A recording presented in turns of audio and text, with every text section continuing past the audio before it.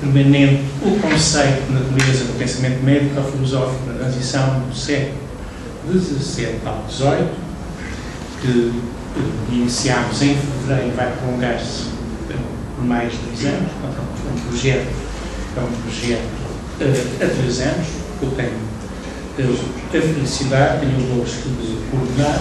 Hoje temos connosco a professora Maria Luísa Ferreira. Eu tenho o privilégio da amizade dela há muitos anos. Depois voltei ao local onde nos conhecemos, que é o Maria Amália Vaz de Carvalho, falar sobre questões de bioética. A amizade da Maria Luísa Ferreira, para mim é muito importante. A vida é feita de encontros e há encontros que se ficam, portanto, nos marcam para a vida. Há relações que aumentam, que aumentam o nosso ser, que dão mais intensidade à vida. É o caso da Maria Luísa Ferreira. Ela tem, há pessoas que acompanham o trabalho dela, a produção, quem não lê, as pessoas conhecem o trabalho da professora Luísa Ferreira, em particular sobre Spinoza. Há dois campos de trabalho principais que se cruzam, aliás. Por um lado Spinoza e, por outro lado, o feminino. A ligação entre as mulheres, o feminino e a filosofia. É toda uma linha de investigação que tão bem desde há muito tempo, com muita coerência, com muito sentido, com uma abrangência muito grande, com pessoas das mais várias formações, num projeto muito bonito que vai ter ainda com certeza capítulos futuros. Sobre Spinoza há uma literatura imensa. Eu tenho aqui comigo apenas um trabalho conjunto, um dos mais recentes, Spinoza, que eu escrevo como lema, não faz mal, comece, eu escrevo Spinoza, mas este é Spinoza, Ser e Agir, um trabalho com Diogo Isabel também e Olivier Ferron, neste caso da Universidade de Évora. Há uma bibliografia imensa que, pelo menos, algumas das pessoas conhecem, que leram sobre, neste caso, sobre Spinoza. Temos, com certeza, muito a aprender. Pois, eu, neste momento, sou leitor de Spinoza também. Temos a aprender muito sobre Spinoza, do ponto de vista filosófico, do ponto de vista do seu pensamento, sobre a natureza, e esta ligação, que é, com certeza, muito feliz, de Spinoza com a ecologia profunda. Eu agradeço muito, estou muito contente. Eu agradeço muito este convite. Estou completamente identificada com as palavras que o professor Nuno Cardoso disse relativamente à nossa amizade. Realmente já vem de longe, e é uma amizade que tem sido também cimentada em termos filosóficos, porque eu, embora seja uma espinosista, tenho sido puxada e não posso dizer convertida, mas ligada aos estudos leibnizianos, de que o professor Adelino Cardoso é realmente um dos grandes representantes em Portugal. Já agora sobre o pormenor. Eu também não escrevo Spinoza tal como está. No livro que o Adelino Foucault foi, de certo modo, uma concessão. Este é o livro que ele falou, é um livro que saiu de um colóquio internacional e é uma concessão a todos aqueles que participaram no colóquio, e a grande maioria eram espanhóis, franceses e depois portugueses, obviamente, e achámos que não valia a pena envolver num debate, e então decidimos, mas na realidade eu escolhi Spinoza até para afirmar a relação de Spinoza com Portugal, que, como sabem, existiu. A família dele é originária da Videira, e só depois foi para a Espanha e depois para a Holanda. Aliás, como se diz, de Espanha para Portugal e depois para a Holanda. Bem, eu vou-vos falar de Spinoza e da ecologia profunda, e esta minha comunicação vai ter estes tópicos. Em primeiro lugar, a visão da Armanès, que é uma figura importante da ecologia profunda. e é uma figura controversa, não na ecologia profunda, mas sim no paradigma das ecologias. E como tal, eu vou apresentar duas críticas à leitura de Ness, a crítica de Luc Ferry, que é genérica, e a crítica de S. de Jong, que é um holandês, que é sobretudo crítica em relação à leitura que Ness faz de Spinoza. E depois vamos apresentar o texto de Spinoza, que é justamente aquele que faz a diferença no sentido, é aquele que vai justamente fazer-nos perceber se tem sentido falarmos desta aproximação de Spinoza com a ecologia profunda. Então, vou-vos falar de Arne Næss, que é um filósofo norueguês, que morreu há relativamente pouco tempo, é um filósofo nosso contemporâneo, e que eu conheci pessoalmente quando estava a trabalhar na minha tese de doutoramento sobre Spinoza, e estive em Oslo e fui visitá-lo. Eu fui visitá-lo porque o conhecia enquanto comentador e estudioso de Spinoza, mas desconhecia completamente a sua vertente ecológica, ecologista, pela qual ele era reconhecido mundialmente. Depois falaremos mais disso. Mas, justamente, a partir, como sabem, a partir dos anos 60 do século passado, a interpelação ambiental tornou-se muito forte e alguns filósofos foram relidos nessa interpelação ambiental. É o caso de Spinoza.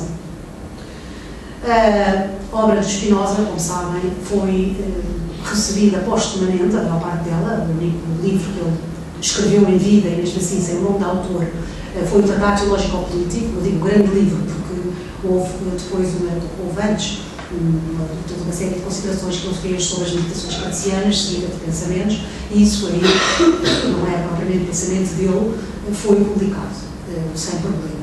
O Tratado Teológico-Político teve tantos problemas que ele não voltou a publicar mais nada em vida. E, na realidade, publicou um Tratado Teológico-Político sem nome de autor e com o editor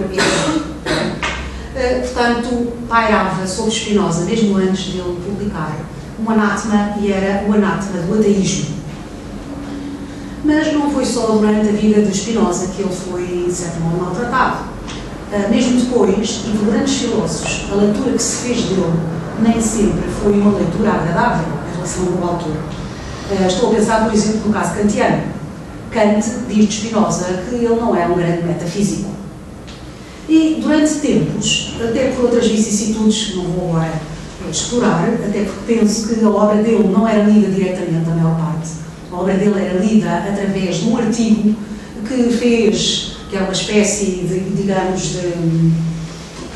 Posso comparar a importância deste artigo à importância de certos artigos da internet que circulam e que são fontes obrigatórias de leitura, e o artigo é do Pierre Bayle, que divulgou uma determinada leitura de Spinoza, nem sempre correta, mas foi por ela que muitos filósofos do século XVIII conheceram Spinoza. E houve, digamos, uma espécie de travessia do deserto relativamente ao pensamento de Spinoza durante... É o artigo do dicionário crítico. Sim, é o dicionário dicionário histórico e crítico, publicado por Pierre Bayle, não é? Portanto, ele, de certo modo, atravessou uma travessia no deserto e só mais tarde foi recuperado como um grande filósofo. E recuperou esse estatuto de grande filósofo com uma ocorrência que é conhecida como panteísmo streit, a creola do panteísmo, e também, por vezes, como a Spinoza Renaissance, a Renascença spinozana, e que foi devido a esse renascer de interesse, foi devido à correspondência entre dois filósofos, Jacobi e Mendelssohn, nesta obra que depois foi publicada, Über die Lehre des Spinoza im Briefen an den Herrn Moses Mendelssohn, e a partir desta correspondência, Spinoza ganhou de novo um estatuto de grande filósofo e foi, digamos, voltou ao panteão dos grandes filósofos, no qual tinha direito de estar, pleno direito de estar, não é? E de então para cá nunca mais deixou de ser estudado. E é possível entrar em Spinoza de muitas maneiras. Há muitas leituras de Spinoza. Eu fiz aqui um levantamento de entradas possíveis, isto para mostrar que Spinoza interessa a muita gente por razões diferentes. É possível entrar em Spinoza pela via da metafísica, e toda a gente sabe que o seu grande conceito fundador da substância, ou Deus ou natureza, é realmente um conceito metafísico sobre o qual ele vai construir todo o seu pensamento, e é um conceito original, este Deus siga a natureza tal como ele trata. Há uma entrada possível através da antropologia, em que ele também é original, porque combate o dualismo cartesiano e vai considerar que o homem é uma unidade esta que pode ser identificada quer pelo corpo, quer pelo espírito, mas é que não há uma relação, digamos, paralela entre eles. Eu não vou explorar este tópico, que é um tópico polémico. O paralelismo de Spinoza é muito defendido por alguns intérpretes. Eu vou na linha de uma sintonia, que não é propriamente a ideia de duas linhas paralelas. A gnosiologia, ele tem também uma entrada possível através de uma teoria do conhecimento, ou os graus de conhecimento que ele nos propõe, que combinam com a ciência intuitiva. Tem uma linha possível também com a ética, uma ética em que bem e mal são considerados relativos e em que, digamos, o real é identificado com a perfeição. Portanto, bem e mal tem muito a ver com projeções nossas relativamente ao real. Há uma entrada política que tem sido também muito trabalhada, sobretudo na segunda metade do século XX, e em que Spinoza nos apresenta uma teoria do Estado original. E, finalmente, há muitas outras, mas finalmente vemos também Spinoza ser recuperado pelos ecologistas, sendo considerado um pouco como o seu patrono. E é isto que nós vamos ver se faz sentido ler Spinoza através desta linha.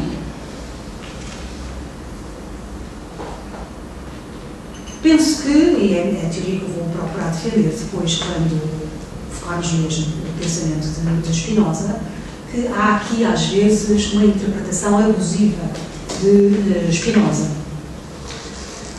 E há uma interpretação também muito benevolente por parte dos ecologistas. Eu, às vezes, interrompo a justificação dessa benevolência, não só por parte dos ecologistas, é claro que há muitas aproximações possíveis, mas também, às vezes, até por parte da tal linha que eu tenho investigado, que o professor Adelino Foucault, e que é o feminismo e os ecofeminismos, que tratam bastante mal Descartes, apresentando razões, e que são muito mais condescendentes, muito mais benevolentes relativamente a Spinoza, que tem uma posição muito mais definida e nitidamente negativa relativamente às mulheres e à sua participação na política. Mas também é uma linha que eu não vou abrir.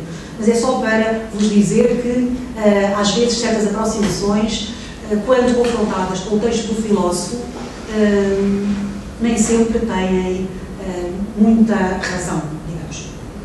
Bem, vamos ver quais os aspectos que justificam a aproximação de Spinoza com a ecologia. E um deles, óbvio, tem a ver com o aspecto, digamos, com os ideais holísticos que estão presentes no pensamento de Spinoza. Spinoza critica com muita dureza as interpretações filosóficas ou as visões filosóficas antropocentradas e também as visões filosóficas teleológicas, não é? Em que há uma finalidade nas coisas. Ele considera-se defensor do equilíbrio entre os modos da natureza e o todo em que esses modos fazem parte. Eu, como conheço alguns dos presentes, e sei que não vale a pena estar a dizer que são modos, pergunto se se alguém tem necessidade que eu minimamente identifique, para não estar a falar de coisas sobre as quais depois não faz sentido. Eu tenho. Pronto. Basta ver muito rapidamente, no vocabulário spinozano, o modo é uma manifestação da substância. O modo é tudo aquilo que é uma concretização da substância, seja material, seja imaterial. E esta aproximação de Spinoza relativamente à ecologia tem também a ver com o interesse renovado que nós vimos sentindo pelas filosofias ou pelas sabedorias orientais, não é? E muitas vezes há essa mistura também, uma aproximação de Spinoza via ecologia e via uma sabedoria oriental. Estou a pensar num americano, no George Sessions, que tem um artigo que marcou e que se chama Spinoza and Jeffers on Man in Nature, e que considera que o Spinoza é ainda uma resposta possível e atual para os problemas decorrentes do antropocentrismo. Ecologia profunda, este termo, que está desenhado em inglês como Deep Ecology, foi usado pela primeira vez justamente pelo filósofo norueguês, pelo Arne Næss, numa conferência em Bucareste, e essa conferência foi em 1972. E esta conferência tinha como designação, tinha este título, The Shallow and the Deep, Long Range Ecology.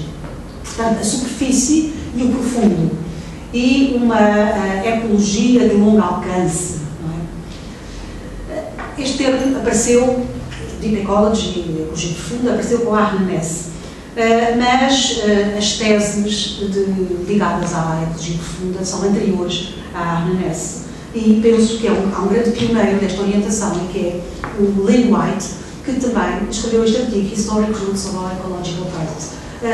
Só um pequeno parênteses, como veem aqui, algumas datas marcantes ou fatos marcantes na linha da ecologia profunda têm muito a ver, mais até do que com obras, com artigos. E isto está muito dentro também hoje das exigências que nos são feitas, que às vezes eu contesto, desculpem o parênteses, é mais importante publicar um artigo do que publicar um livro. Mas pronto, estes artigos foram realmente marcantes e aqui calar-me-iam se eu protestasse. O Lynn White, neste artigo, é extremamente crítico de orientações do cristianismo e do marxismo relativamente a concepções da natureza. No entanto, ele vai valorizar uma linha cristã, digamos, que é a corrente franciscana, propondo a representação de um dos seus ideais e que tem a ver com o regresso à igualdade de todas as criaturas. Uma outra obra também foi pioneira relativamente à ecologia profunda foi a obra da Rachel Carson, Silent Spring, a Primavera Silenciosa, em que ela punha em causa o tratamento da natureza utilizando os pesticidas. Há relativamente pouco tempo, acho que foi a semana passada, foi publicada em Portugal uma outra obra da Rachel Carson, foi lançada no lançamento do livro e foi publicada. E alerto-vos para esta escritora que é extremamente importante.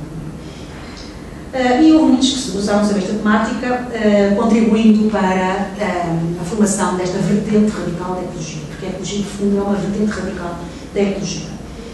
E, justamente, um dos pioneiros foi o Arne Næss, e ele contrapõe a tal ecologia profunda à ecologia de superfície, à shallow ecology.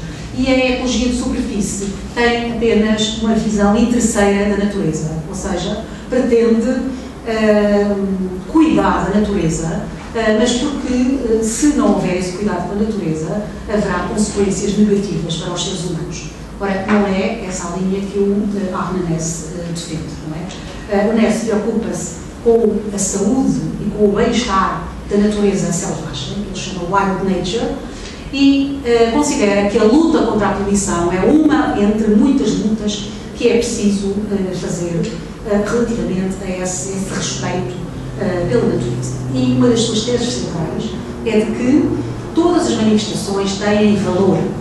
E não é só todas as manifestações da natureza têm valor, é que todas as manifestações da natureza têm igual valor e devem ser igualmente respeitadas. E, como tal, a natureza, para Næss, deve ser encarada não como um meio, mas como um fim. Ela é um fim em si mesma. Todos os seres trazem em si, segundo Næss, um potencial para a sua realização. E aqueles que estudam Spinoza veem como é possível encontrar aqui ligações com Spinoza, não é? Agora, o que é importante é criar condições para que essa realização de todos os seres se possa dar.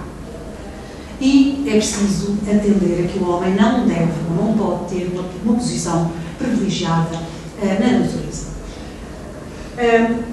Segundo, isto é uma outra obra do Ness, também determinante para as suas teses, e segundo Ness, Spinoza apresenta-nos um modelo de integração do homem na natureza, do homem no todo, e vai contrariar o antropocentrismo que era veiculado, seja pela filosofia grega, seja pelo cristianismo, e que foi exacerbado também por Descartes. Não é? Ora, como sabem, Spinoza defende uma sintonia do homem com a natureza e vai buscar à natureza um critério determinante para a construção da sua ética. Ética não propriamente até da obra chamada ética, mas da sua ética enquanto uma teoria da ação. Não é? Segundo Ness, é importante estudarmos a obra de Spinoza para nós podermos fundamentar uma nova maneira de viver que ele nos propõe. E não é só o Spinoza que Ness valoriza. Ele vai também valorizar Nietzsche, puxando também para as suas teses, devido a todo o vitalismo que está presente no pensamento nietzschiano. Ele vai valorizar Heidegger na medida em que há um pensamento contra a técnica em Heidegger, e isso é do agrado de Ness. Vai valorizar Marcuse como alguém que apresentou um homem pluridimensional, e finalmente Hans Jonas, com toda a ideia de uma responsabilidade pelo futuro que nós temos e pela proposta do modus vivendi, em que nós tenhamos um tipo de vida mais austero, mais frugal, que não tem nada a ver com a austeridade que nos é proposta. Se desculpem, me parece. O Ness é realmente um militante da ecologia profunda e vai encontrar muitos pontos de contacto entre a ecologia profunda e o pensamento de Spinoza. E vai eleger do pensamento de Spinoza não só toda a ética, mas às vezes há alguns passos. Por exemplo, um destes passos, que é tratar da forma do entendimento, parágrafo 14, tratar da reforma do entendimento, é que Spinoza diz: eis, pois, o fim para que tendo, a saber, adquirir uma tal natureza, e aqui a natureza não é grande, portanto, é uma natureza de essência de cada um, e esforçar-me para que muitos a adquiram comigo. Portanto, há aqui uma proposta de uma vivência coletiva, de uma realização própria, uma assunção da natureza de cada um, e não é ficarmos fechados em nós próprios, mas sim procurar que todos consigam também alcançar esta felicidade, esta realização, etc. E diz Spinoza, continuando, no mesmo parágrafo, para isso é necessário ter da natureza a compreensão suficiente para adquirir essa tal natureza. Ou seja, o homem em particular não se realiza se não atender à natureza em que está inserido. E depois, continua Spinoza, em seguida é necessário formar uma sociedade como é de desejar, de modo que o maior número chegue a esse ponto com maior facilidade e segurança. Isto tem a ver com todas as implicações políticas do pensamento de Spinoza e com a sua obra política, que tem um peso também importante. Bem, o Ness foi professor de filosofia na Universidade de Oslo desde 1939 até 1970 e interessou-se por lógica, interessou-se muito pela clarificação dos termos e aplicou a Spinoza um método que é o chamado, que ele considera o seu método de semântica empírica.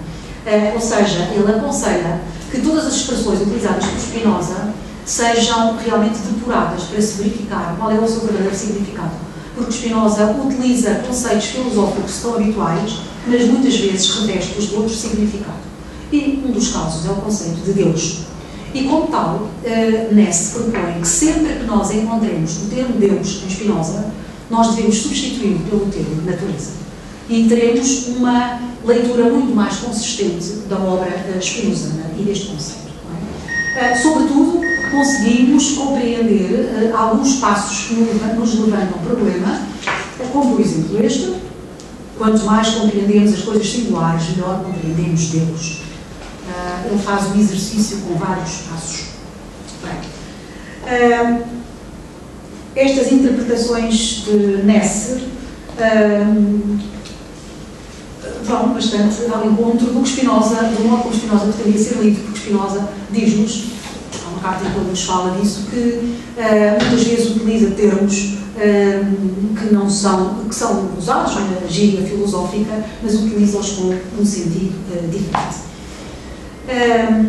Ora, Ness pensa que o conceito de Deus, em Spinoza, se não for depurado, é algo ambíguo, é algo flutuante. E ele pensa que ele ganha, este conceito de Deus ganha, se nós atendermos ao conceito de finitude.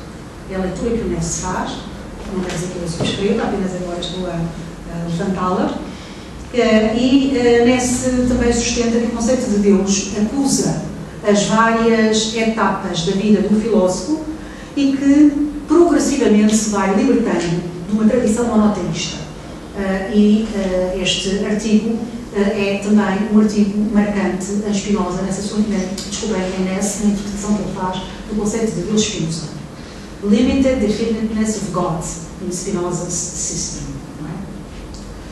Tem também um outro artigo em que ele foca a mesma tecla, Spinoza's finite God. Neste artigo, o Ness vai realçar a radical imanência de Deus nas coisas particulares e vai debruçar-se sobre aquele binómio spinozano que é a natura naturans e a natura naturata. Aqueles que conhecem Spinoza sabem que a natura naturans é aplicada exclusivamente a Deus e aos seus atributos, a natura naturata é aplicada às manifestações de Deus, ou seja, aos modos, não é? Ora, Ness interpreta a natura naturans, portanto, aquilo que era aplicado exclusivamente a Deus, como aquilo que todas as coisas têm em comum. E a natura naturata como aquilo que permite distinguir as coisas umas das outras. E, portanto, ele vai nos introduzir um Deus finito a par de um Deus infinito. E, como tal, considera ele que nos dá uma abertura, uma possibilidade de lermos com mais consistência este conceito de Deus em Spinoza. É uma tese que me parece pouco credível.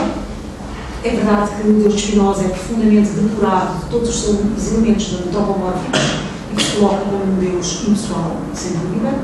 É verdade que é possível substituí-lo por natureza, mas isto não significa proclamar a sua finitude. E muito menos, penso eu, pensar Deus como uma soma de elementos, ou pensar a natureza como uma soma de elementos. Portanto, isto já é uma leitura crítica que faço a Ness. A diferença entre natura naturans e natura naturata é realmente, para Spinoza, uma diferença decisiva, não é? E são extremamente diferentes de causa sui, que pertence à natura naturans, e depois os modos que derivam dessa causa sui. E penso que anular essa diferença ou dilui-la é, de certo modo, deturpar o pensamento do filósofo. Este Deus, spinozano, é identificado com a natureza nesta expressão que muitas vezes é também identificada com o próprio pensamento de Spinoza. Deus, seu, natura. Ou Deus, siga a natura. Deus ou a natureza. Isto aparece uma única vez, ou aparece por duas vezes, digamos, na Ética, mas numa única passagem, que é o prefácio do livro quarto da Ética. Mas é talvez a expressão mais marcante para nós podermos identificar o pensamento de Spinoza. Portanto, para Ness, a natureza vai-se colocar como um ponto de partida das nossas vidas e um ponto de partida que implica uma mudança de hábitos. E Ness e um outro filósofo, que já citei, George Sessions, apresentaram um manifesto com 8 pontos, que é conhecido como Deep Ecological Platform, portanto, a plataforma ecológica. E apresentaram neste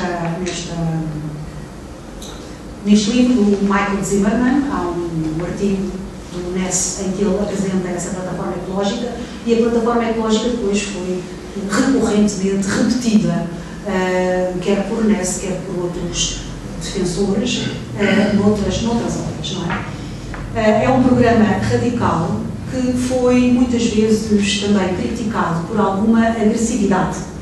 E logo a abrir, os autores dizem: o bem-estar e o florescimento da vida humana e não humana na Terra têm valor em si mesmos, portanto têm valor intrínseco. Estes valores são independentes da utilidade do mundo não humano para fins humanos. Portanto, reitero aquilo que já tinha dito, as coisas da natureza, os elementos da natureza têm valor em si mesmos, não é? E nós aqui vemos logo a diferença que há entre a ecologia profunda e outras ecologias que podem ser designadas como ecologias reformistas, não é? Porque tudo é perspectivado em função do bem-estar da natureza em si mesmo e não do bem-estar do homem na natureza. E o homem, enquanto parte, deverá subordinar-se ao todo, que é a natureza, visto que os valores da ecosfera são superiores aos valores humanos, não é? Esses valores humanos seriam parcelares. E, como tal, o modelo do contrato social, que foi um modelo dominante a partir do século XVII, deverá ser substituído pelo modelo do contrato natural.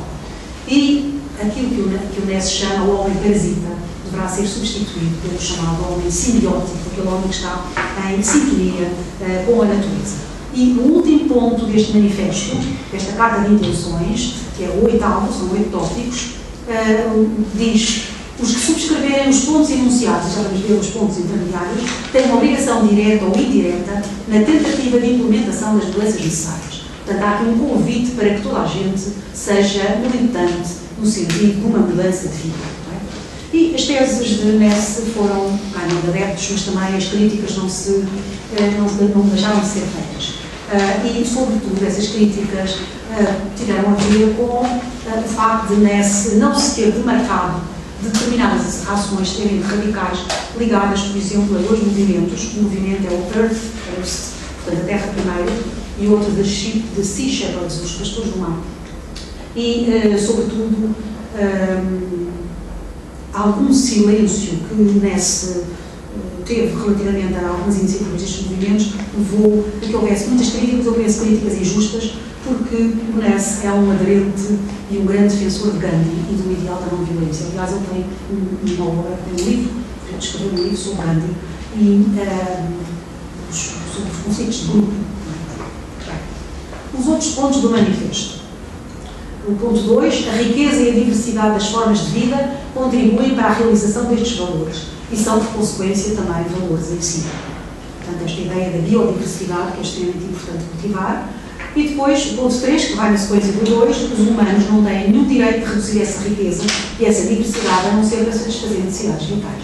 Portanto, tudo quanto não seja uma necessidade vital não deverá entrar nesta utilização da natureza, que muitas vezes é feita apenas para o nosso prazer.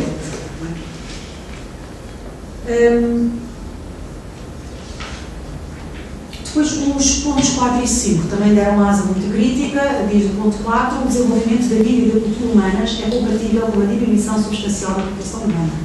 O desenvolvimento da vida não humana requer uma tal diminuição.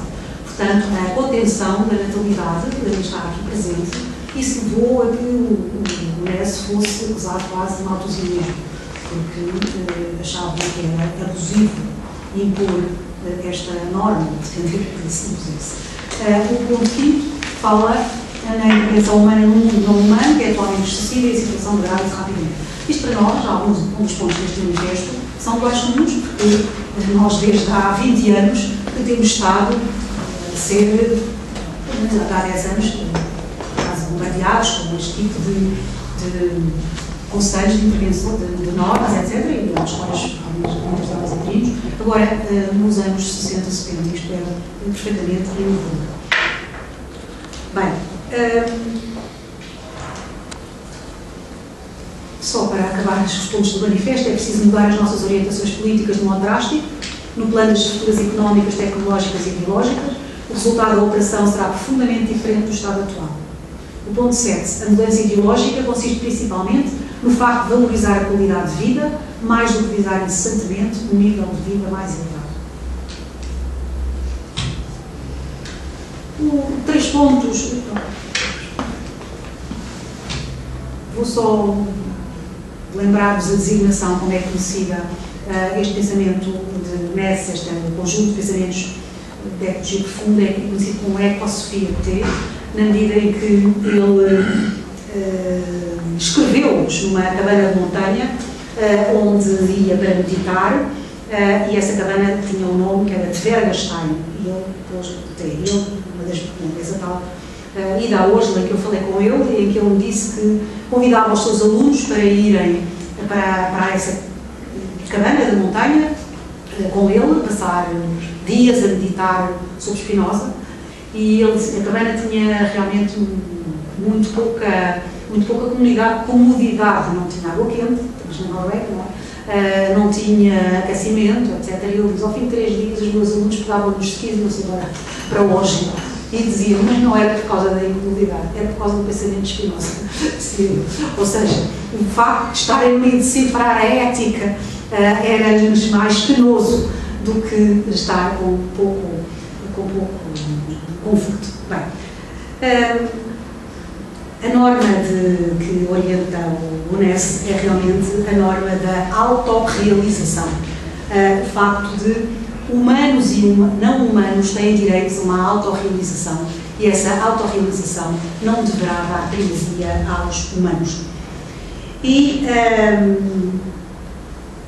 esta ecosofia que ele defende assenta na distinção entre aquilo que ele chama o eu egoísta e o eu compreensivo.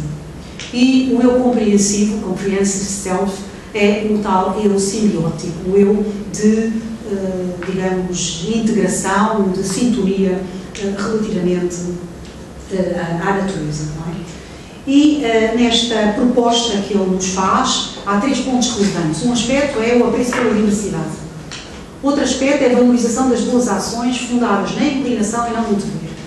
Ele é um não kantiano, ou talvez melhor dizendo, um antigo kantiano. Ele considera que é extremamente importante aquilo que é feito através do sentimento, através da paixão e não propriamente por dever. E o terceiro ponto, que é a apologia de uma vida simples, simples em meios, mas rica em finalidades. Não é? Bem, um outro aspecto que tem sido valorizado por Ness e que tem bastante a ver com Spinoza é a relação entre a potentia e o conatus. A potentia, a potência que habita na natureza ou em Deus e que é uma força que pretende manifestar-se e que se manifesta nos modos, e cada modo é realmente uma manifestação, uma concretização, uma expressão dessa potência através daquilo que lhe é essencial. E há uma essência para Spinoza comum a tudo quanto existe, a essa essência ele chama conatus. Essa essência, no que diz respeito ao homem, tem possibilidade de ser consciencializada, e no homem nós, seguindo Spinoza, definimos como desejo. O desejo é a consciência dessa força que existe em nós. Ora, para Ness, a cultura não representa um corte com a natureza, a cultura é uma sequência e um prolongamento da natureza. Bem, eu agora estou com um dilema. Eu não sei qual é o tempo que disponho e até quando é que estão aqui. Digamos que o tempo é nosso, depende um bocadinho. Não, o meu dilema é se avanço com as críticas a Ness ou se salto imediatamente para Spinoza. Avanço com as críticas. O João diz avanço com as críticas. Avanço? Sim, pronto. Então, há muitos críticos do pensamento de Ness. Desde que foi uma ideia. Um dos críticos ao pensamento de Ness é o Luc Ferry. Eu não sei se conhecem o Luc Ferry, é um pensador muito divulgado em Portugal, porque ele escreve muito e grande parte da sua obra está traduzida para português, e há uma obra do Luc Ferry que se chama Nova Ordem Ecológica, e em que Ferry critica o radicalismo de Ness, não é? E recusa a identificação que o Ness faz entre humanismo e poder maléfico. E discorda do facto de Ness fazer tábua rasa a todas as conquistas da modernidade.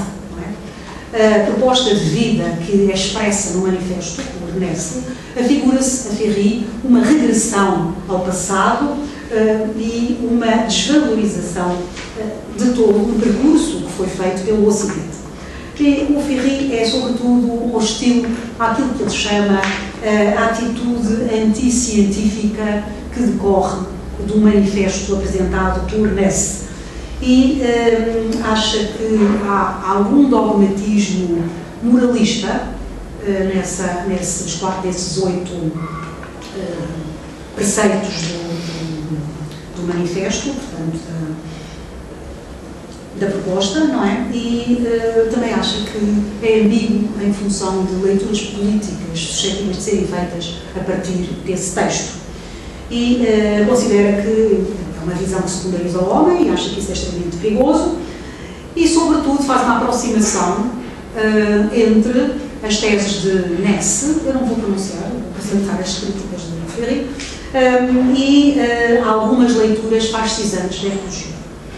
Por exemplo, neste livro, apresenta a legislação nazi dos anos 33 e 35 e nessa legislação impõe-se uma proteção à natureza, e sobretudo aos animais, à floresta, que é muito considerada enquanto símbolo de germanidade, e depois, como sabe, há um desprezo enorme por grupos de homens, não é? E como tal, o Ferry acha que é perigosa esta visão que o Nesse nos apresenta, acha que é uma visão romântica que despreza o humanismo liberal, o humanismo racionalista, que é a linha em que o Ferry se coloca, e acha que há aqui uma nova sacralização, do universo físico, que nunca, segundo Ferry, se deverá ou se poderá colocar como um modelo ético a seguir.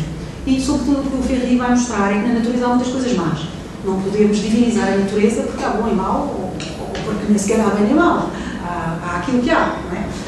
Há epidemias, há tsunamis, há vírus, etc. E, como tal, o Ferry é extremamente crítico relativamente àquilo que é importante para Nesse e para grandes nomes da ecologia profunda, que são chamados direitos da natureza. Ele propõe que se substitua a ideia dos direitos da natureza por a ideia dos deveres que os homens têm relativamente à natureza. E ele defende que deve haver um intervencionismo bem conduzido, mas um intervencionismo em que o papel do homem é determinante. A natureza não é um sujeito de direitos. E há que desmitificar a fórmula, o natural é bom.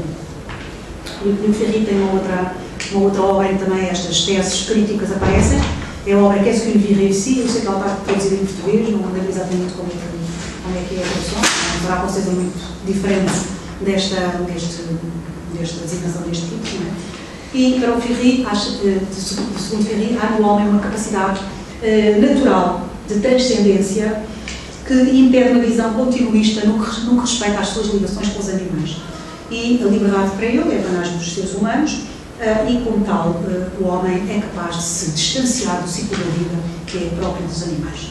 Há um livro muito interessante que é feito a meias pelo Luc Ferry e pelo Comte de Sponville, está traduzido em português, A Sabedoria dos Modernos, 10 questões para o nosso tempo, eu aconselho essa leitura, até porque o Luc Ferry, ao defender as suas teses sobre uma série de temáticas contemporâneas, segue muito a posição kantiana. O Comte de Sponville segue a posição spinozista. E, portanto, são dois amigos, porque eles são extremamente amigos, mas que também se combatem com alguma agressividade, defendendo as suas posições. Não é? Aliás, só uma última crítica que o Ferry faz ao Nesse e à ecologia profunda é que pensa que há alguma projeção antropomórfica quando se fala nos direitos da natureza. Sendo os direitos só específicos do homem, nós no fundo estamos a projetar na natureza algo que tem a ver apenas com o ser humano. Bem, vamos a uma outra voz crítica, igualmente contemporânea. O Ferry é um homem novo, relativamente, 50 anos, e este S. de Jong é um holandês que escreveu também 2 livros muito críticos relativamente ao posicionamento da Nesse e, sobretudo, porque é que eu o apresento aqui? Porque ele é crítico relativamente à interpretação que o Arnaud Nesse faz de Spinoza. Portanto, os objetivos deste senhor de Jong é, por um lado, mostrar a infidelidade de Nesse ao pensamento de Spinoza e, por outro lado, provar que é possível aproximar Spinoza da ecologia profunda mas sem que haja um desvirtuamento das ideias da ecologia. E, portanto, ele acha que houve um aproveitamento das teses de Nesse por parte de certos grupos radicais e também critica a ideia de um Deus finito E esta ideia de que a identificação, digamos, de Deus como uma força ativa presente em todos os seres vivos, que está indefinida relativamente a Ness, etc. Bem, a crítica empreendida por de Jong é interessante, por um lado, porque ele nos propõe que nós afinemos justamente a nossa leitura dos conceitos spinozanos, e, por outro lado, porque ele também procura traçar uma divergência entre a ecologia profunda e as filosofias ambientalistas, sobretudo no que concerne às respostas à crise que nós hoje estamos a viver. Portanto, os ecologistas sentem-se, veem-se a si próprios como filósofos que captaram a raiz da crise e acham que os ambientalistas ficaram-se apenas pelos sintomas. E para os deep ecologists, segundo o S. de Jong, o problema determinante reside na atitude antropocêntrica que é responsável por todos os agravos que se têm cometido sobre o planeta. E de Jong pretende dar o seu a seu dono, desmascarando a utilização que Ness faz do pensamento spinozano. E o que é que ele critica? Ele acha que é abusivo, relativamente a Spinoza, a interpretação que Ness faz do seu pensamento, avançando com o misticismo naturalista, que o de Jong considera que não existe em Spinoza. Spinoza não é um místico, não defende um igualitarismo biocêntrico. Em Spinoza há nitidamente uma hierarquia e há uma primazia do ser humano sobre o resto dos habitantes do planeta. Critica a sociedade moderna, claro que Spinoza não criticaria a nossa sociedade, mas também não critica a nova sociedade que se está a formar. Ele não nos propõe, embora ele tenha sido adepto de um modo austero de viver, ele diz-nos várias vezes, ao longo da ética, que é importante nós servirmos das coisas agradáveis da vida. E diz servirmos das plantas, servirmos dos animais, servirmos da música, etc, etc. Portanto, não tem nada de uma vida rigorista, digamos. Por outro lado, esta exigência de uma sociedade descentrada não é uma exigência spinozana. Ele é contra o centramento cósmico no homem, não é? Mas nas sociedades o homem tem primazia, são centradas no ser humano e nas suas necessidades. E também não há em Spinoza um apelo a um regresso às culturas primitivas. Portanto, estas são as críticas que o de Jong faz relativamente a Spinoza, desculpem, à interpretação que é feita, que Ness faz de Spinoza e que ele considera abusiva. Bem, eu vou saltar alguns aspectos e vou agora ao texto de Spinoza, que é realmente quem nos poderá responder quanto à pertinência ou impertinência destas leituras. E há, com certeza, em Spinoza, uma visão descentrada do homem e, nesse aspecto, há uma aproximação de Spinoza relativamente aos ecologistas contemporâneos. E todos se lembram de uma expressão de Spinoza, que é muitas vezes citada e que aparece no prefácio do livro terceiro da Ética, em que ele diz que o homem não é um império num império. Império e império. No sentido de o homem não... As coisas não são feitas, não foram feitas para o homem. Não há aqui um plano do qual o homem é o principal sujeito. E esta ideia de dependência nossa, dependência humana relativamente ao todo, e que é uma ideia que Spinoza está em sintonia com a interpretação que Ness faz, também, obviamente, está presente em muitos passos. Selecionei este. Padecemos enquanto somos partes da natureza, que não pode conceber-se por si sem as outras partes. Portanto, esta proposição segunda do livro quarto da Ética, Spinoza utiliza expressamente este conceito: nós somos parte da natureza, nós somos um todo e, como tal, nós não podemos ser interpretados sem recurso a esse todo. E isto é corroborado ao longo do livro quarto, e selecionei a proposição quarta, em que ele diz: é impossível que o homem não seja uma parte da natureza e que não possa sofrer outras mudanças senão aquelas que podem ser compreendidas só pela sua natureza e de que é a causa adequada. Portanto, esta ideia de realização individual. Os homens têm em si todo o potencial da sua própria realização, que nos diz Spinoza, é verdade. Mas essa realização não os deve levar a fecharem-se a si mesmos. Não diz respeito a uma realização individualista, egoísta. Não, essa realização é impossível se não for feita em sintonia com a natureza. Bem, no capítulo 16 do Tratado Teológico-Político, essa ideia de potência que habita em nós é realmente considerada como fonte de direito e é destituída de qualquer fundamento transcendente. E, por exemplo, isto não é do capítulo 16, é do capítulo 11, diz Spinoza: por direito e instituição natural, entendo unicamente as regras da natureza de cada indivíduo, regras segundo as quais concebemos qualquer ser como naturalmente determinado a existir e a agir de uma certa maneira. Portanto, nós temos em nós o tal conatus, que representa a nossa potência, e esse poder que habita em nós é fruto de direito. Ele, por exemplo, refere-se, muito concretamente, isso é no capítulo 16 do TTP, aos peixes, em que os peixes grandes comem os pequenos. E ele diz, isso é natural que aconteça, porque os peixes grandes têm mais poder do que os peixes pequenos.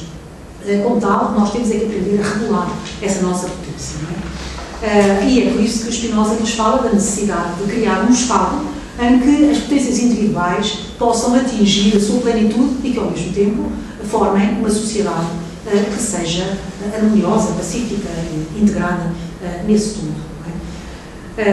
Mas o homem é uma pequena parte, mas não é mesmo. O homem é uma pequena parte e não deve projetar-se para explicar o todo.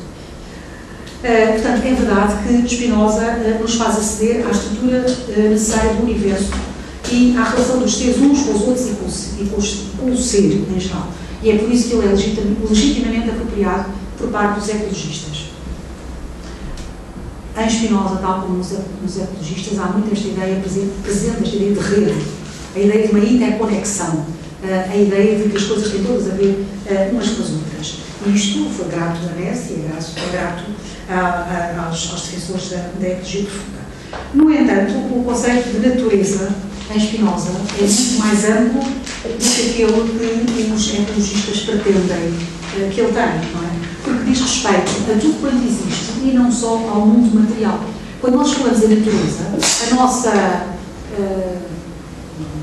nós imediatamente, a primeira coisa que nos vem à cabeça é a natureza física que vemos, não é?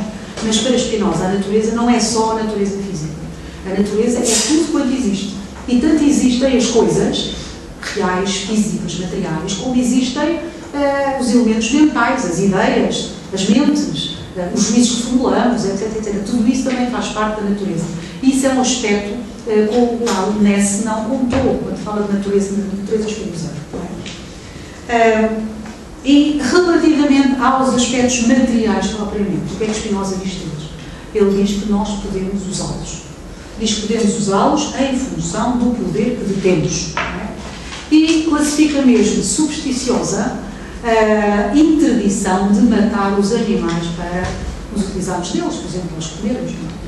E há textos que nós não podemos esquecer, e é por isso que essa tal apropriação é uma apropriação para mim um pouco indevida, porque é uma apropriação que colhe de Spinoza alguns dos aspectos que inegavelmente têm a ver com a ecologia profunda, mas esquece os outros que iriam contrariar as teses da ecologia profunda. Um deles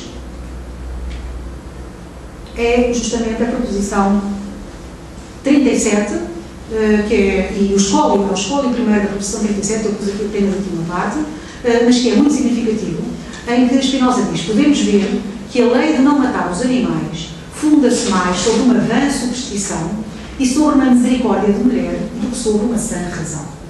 Isto aqui vou deixar de parte, não vou comentar esta história da misericórdia de mulher, também é algo muito curioso, e Spinoza trata mal das mulheres. Mas realmente esta ideia de não utilizarmos os animais para ele é uma vã superstição, porque, e ele continua nesta linha, nós devemos sim unir-nos aos homens que são os nossos parceiros e não aos animais, e devemos atender aos interesses dos homens e não aos interesses dos animais, não é? Ele diz mesmo a natureza dos animais é diferente da natureza humana. Diz nesta escola primeiro. Claro que ele não adere à tese cartesiana dos animais-máquina. Ele também se refere nesta escola, refere-se a Descartes, e diz, eu não sou como Descartes que diz que os animais não sentem. Eu não digo isso.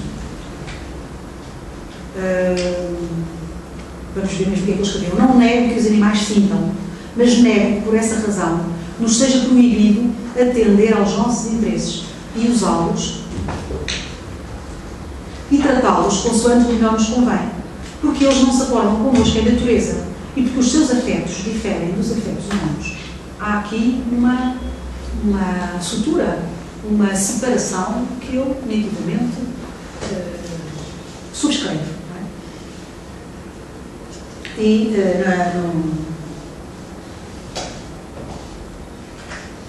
mais uma vez, e várias vezes, ele fala dessa gratificação que nós encontramos quando nos aproximamos dos nossos semelhantes e da relação de amizade que devemos ter com eles, etc. E fala de regras da utilidade. E a regra da utilidade, que diz o termo latim, utilitatis ratio, permite que nós usemos e mesmo destruamos aquilo de que precisamos para o nosso bem-estar. E diz ele, no apêndice do livro 4, o que portanto existe na natureza para além dos homens, a razão da utilidade não postula que o conservemos, mas podemos, segundo ela, conservá-lo para diversos usos, destruí-lo ou adaptá-lo por todos os meios ao nosso uso. Portanto, há aqui nitidamente uma valorização da utilização dos seres humanos, que os seres humanos podem fazer sobre elementos da natureza. Bem, só mais uma interpretação, não é interpretação, esta posição de Spinoza, que é muito visível nos seus textos, levou uma filósofa contemporânea que eu tenho também trabalhado bastante, que é a Mary Mitchley. Eu convido-vos a explorarem os textos desta filósofa, sobretudo este livro que se chama Beast and Man, Os Animais e os Homens, The Roots of Human Nature, as raízes da natureza humana. E ela tem um capítulo que se chama The Egoist's Blind Alley. E este egoísta que vai por um caminho cego é, segundo a Mary Mitchley, do Spinoza, justamente devido a esta apropriação que ele pretende tornar aceitável. Tornar, não, porque na altura ninguém contestava que não fosse aceitável dos homens relativamente a todos os outros seres humanos, não é? Bem, portanto, segundo Spinoza, os não-humanos podem e devem ser legitimamente usados em prol da nossa salvação, e quando eu falo de salvação tem a ver com a realização. Isto é uma tese que nenhum ecologista subscreveria. Sem dúvida que nós devemos a Spinoza a colocação da natureza como um conceito central sobre o qual ele constrói a sua filosofia e sobre o qual nós devemos viver. Não podemos nem devemos ignorar o que ele realmente escreveu e não podemos obrigá-lo a entrar numa moldura em que ele não se encaixa. E esta é realmente a minha posição, portanto, a minha crítica também ao pensamento de Nass, não em relação à sua ecologia profunda, esse seria outro aspecto, mas sim em relação à leitura que ele faz de Spinoza e que alguns ecologistas profundos fazem de Spinoza, penso eu, esquecendo o texto dos filósofos. Obrigada pela atenção que me dispensaram.